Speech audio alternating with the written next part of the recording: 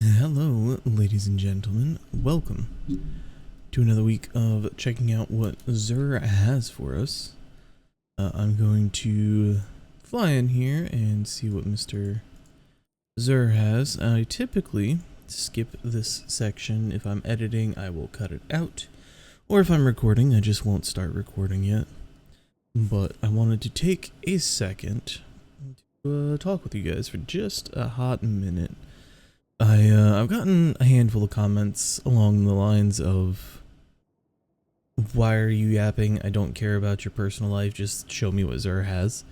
And I don't think the majority of them has been from a hateful place. I think most people are just, you don't gotta tell me where you're working and all that. I just tell me what Zur has, which is fair. But also, in general, I have told you guys that I would do this every week, and so if I miss or if I skip or if I can't make it and I'm not able to explain to you guys why, it's like I feel a responsibility, and not in a bad way, but I just care about the people who watch. And I understand that I'm not some big YouTuber with millions of views and people commenting left and right and like, where's the new video? I understand I'm not there yet, and maybe I never will be, and that's okay. But I do have a reasonable number of people who tune in and watch. I mean, I think my most viewed video is over 1,000, and that happened basically in the span of 24 hours. And I'm up to, I think, over 70 now, but I'm not entirely sure. 70 something subscribers, I believe. So the people who watch, care, enjoy, all that kind of stuff, it's a non-zero number for sure.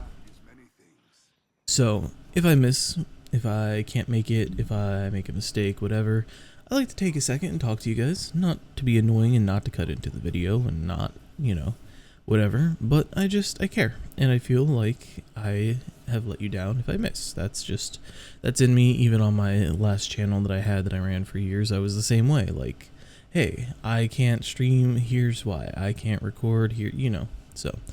But, long and short, I've missed 2 weeks now back to back, unintentionally.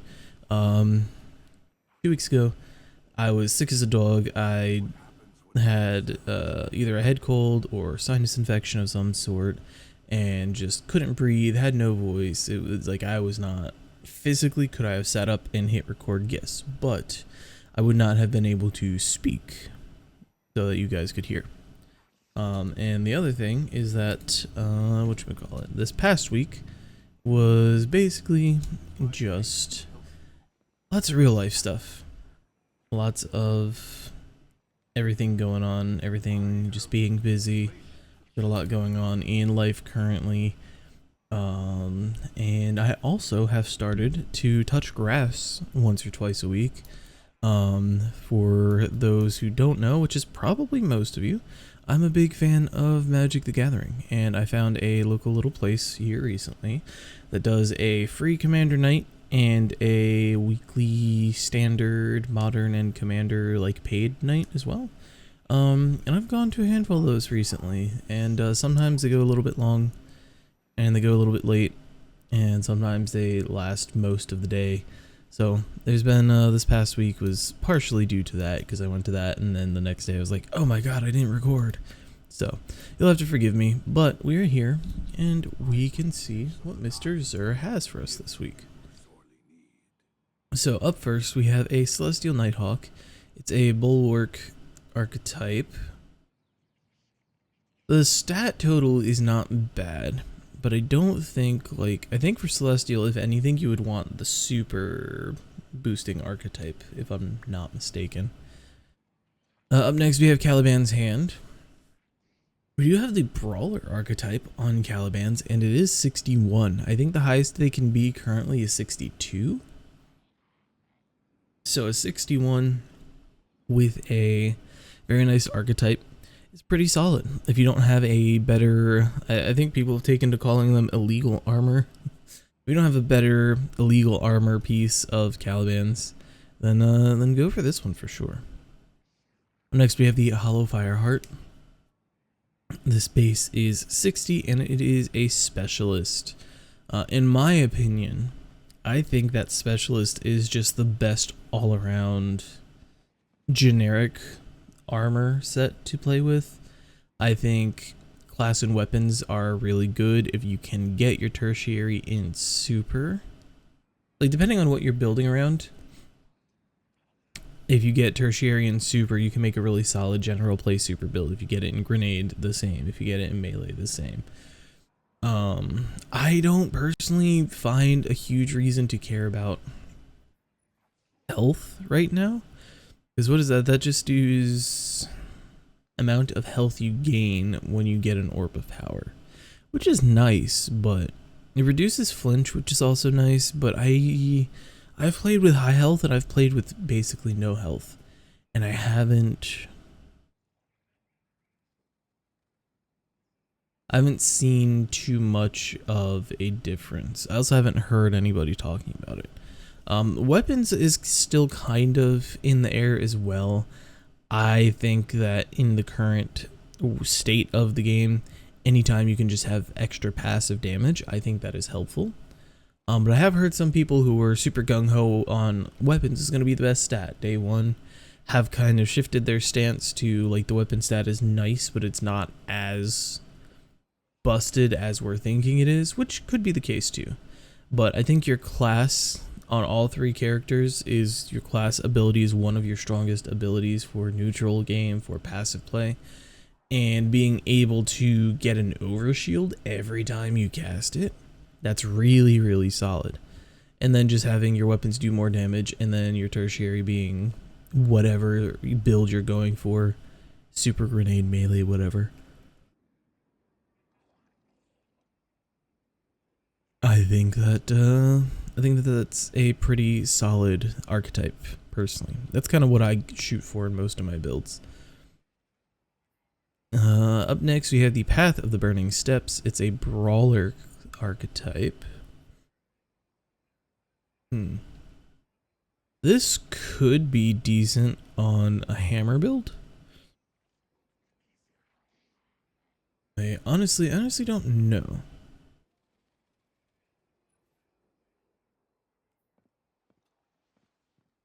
I know these used to be really solid. I don't know that they're crazy anymore, but having it be a brawler archetype, if you're running a hammer, like a bonk hammer build, and you're running around and throwing it and picking it up and throwing it and picking it up, all that kind of stuff, I think there definitely could be a play for those.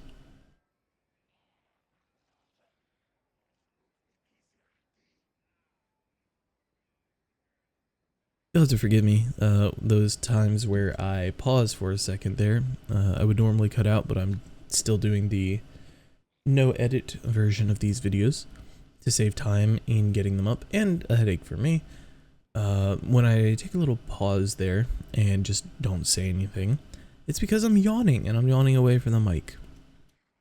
I'm not someone who talks a ton, and a lot of the times this will be the first thing that I do when I get up and out of bed on a Friday, so I will yawn a bunch because my lungs and vocal cords and all that have not warmed up entirely. So that being said, we have transversive steps. These things are super hot in PvP. You've got melee, you've got super, and you've got weapons. You know, I don't think that that's a terrible role. I think that I know the weapon stat does also go in PvP, and I know that it can shift certain guns, but I think that it's kind of been decided that unless you're building around a specific gun that needs you to like 120s, I don't think they can get the 2-tap, but I think they can get real close with, like, was it 170? And was it last Tuesday, I think? If you got 170, 180, something like that, you could 2-burst. Like, there's certain weapons that if you're building around it, but for just general play, I don't think you need weapons so much in PvP.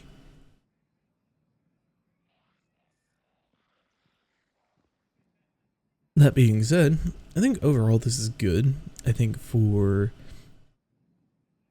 what transversives want to do, I'd say maybe class. I could see class and I could see grenade both being useful for these in PvP with Paragon. But that will have to be up to you. If you think you can make it work, then give it a shot. Lastly, for our Warlock, we have the Fallen Sunstar Brawler with Super Tertiary. And health is flinch and health from orbs, right? If you are building into it, you get your shield and extra health when you're in PvE, which isn't bad. But again, like, I don't know if you're going to go for that over, you know, I don't know. Fallen Sunstar itself is a phenomenal exotic. And if you don't have one, please get it. But I think for me personally, I think there's like a vision here, like a through line to be seen.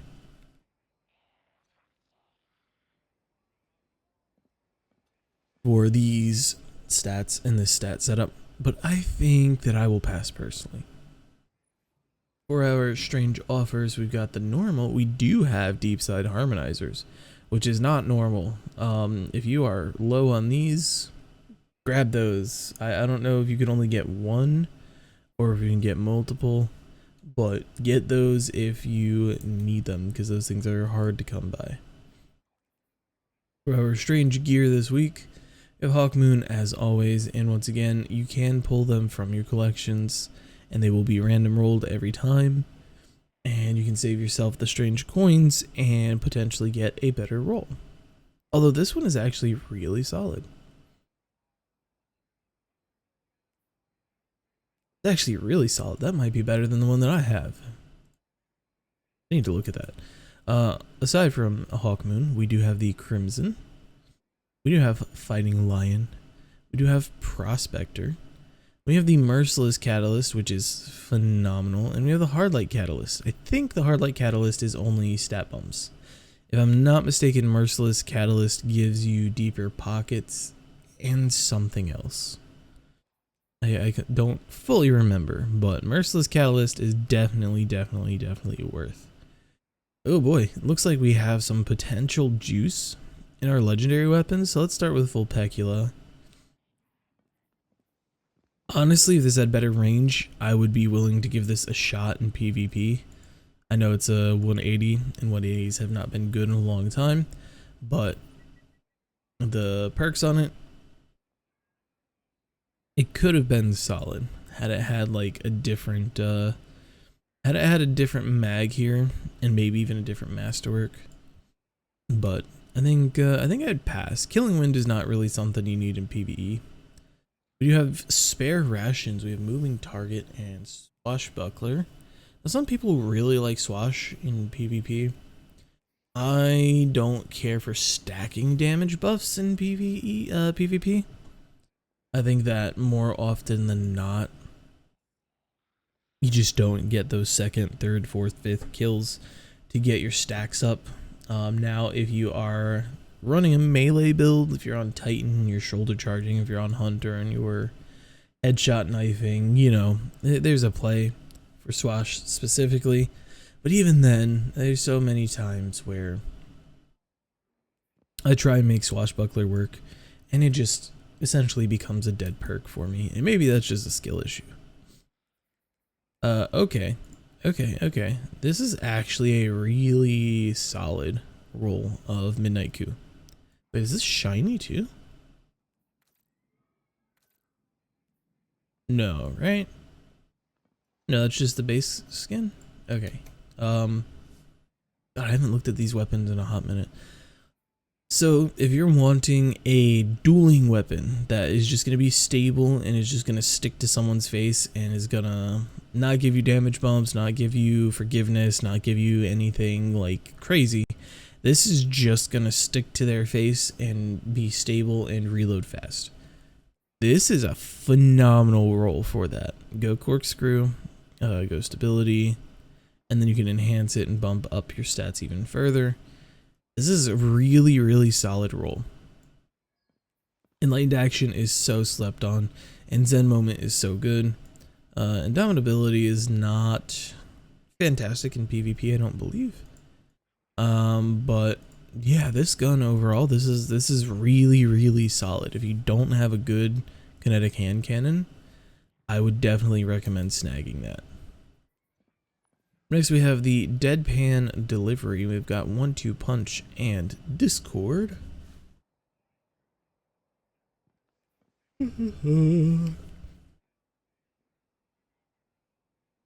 Yeah, I think these perks do not. I think if it was Trench Barrel, where you hit a punch and then your shotgun does more damage, I think this would be more synergistic. I don't think this is necessarily bad. You've got Assault Mag, you've got Full Choke and Rifled, you've got Light Mag, you've got a bunch of different good options here. But I just don't think if you're using this to enable your melees, you're not going to pick up Discord all that often. And I think that's a shame because Discord is a real solid perk. Up next we have the Aberrant Action. If you don't have this gun, pick up a few copies and get this thing crafted. It's phenomenal. There is currently a new solar rocket sidearm, but I believe it only drops from PvP. So if you are not someone who likes PvP, or if you just prefer this one, the rolls, the stats, the whatever, this is craftable. It does have a bunch of really good perks, and I recommend getting it.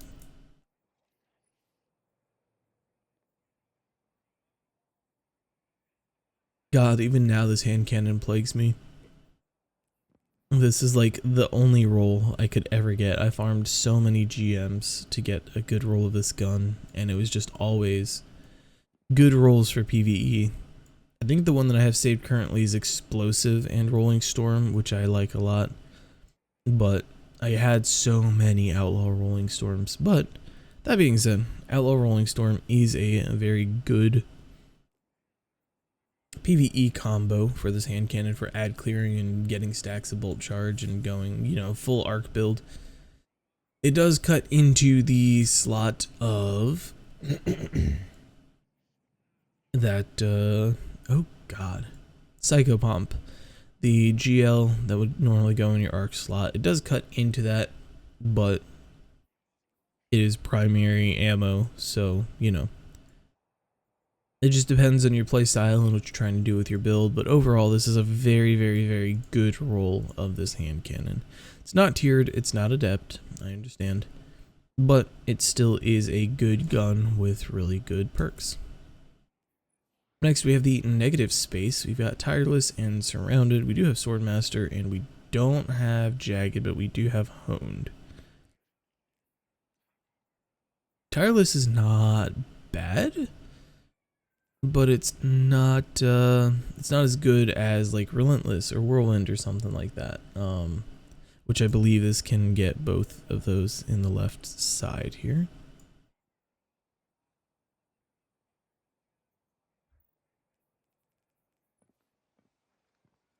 Next we have Unwavering Duty, non-adept, and we have Tap the Trigger, and we have Subsistence, High Cal and Light Mag, Fluted, and Corkscrew.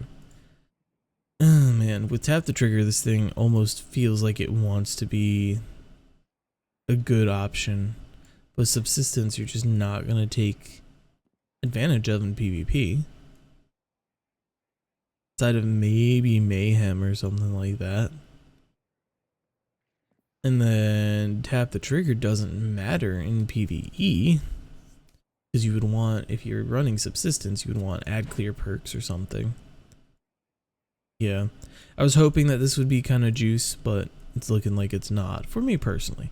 If you just want a stable machine gun, I mean, Tap the Trigger, Fluted, and High Cal, like, that'll achieve it for you. I just think that there are better options. And lastly, we have the Slammer with Pugilist and Demolitionist. Nothing else too fantastic on here, I don't believe. This is a fun sword. If you're looking to get your grenaded melee back real fast and maybe using a sword as like ad clear or something like that in your build, and you've got, you know, your exotic and your primary and your special and all that as, or even you're doing like an ability build and you just want the sword.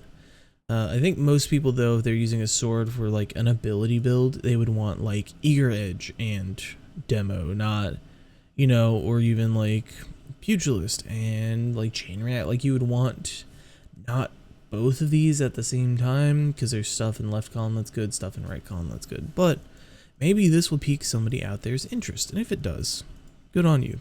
Have fun, enjoy. But I do believe that with all of that, that is going to be all for this week. Thank you all for coming and hanging out and watching with me. I appreciate it. If I stumbled or made any mistakes, I will have to apologize. We're still trying this non-edited version of the video and hoping that it sticks. Nobody said that it doesn't work. I guess nobody has confirmed that it does work, but we're seeing how it goes. With all that being said, if you enjoyed the video, please be sure to leave a like. Leave a comment down below. Tell me something that you saw that was interesting from Xur, or if you saw nothing interesting from Xur, or just tell me how your week's been. Let me know. How are you doing? And if you want to stick around, catch some more videos, hang out some more, see some more content, when I swear, when life calms down, I'm going to start posting other videos outside of just Xur. But, God, I can't breathe lately, it seems like. Yeah, drop a follow, subscribe if you enjoy what you see and you want to see more. Keep coming back, turn on those notifications, and as always, I love you guys, and I hope you have a good weekend, Guardians.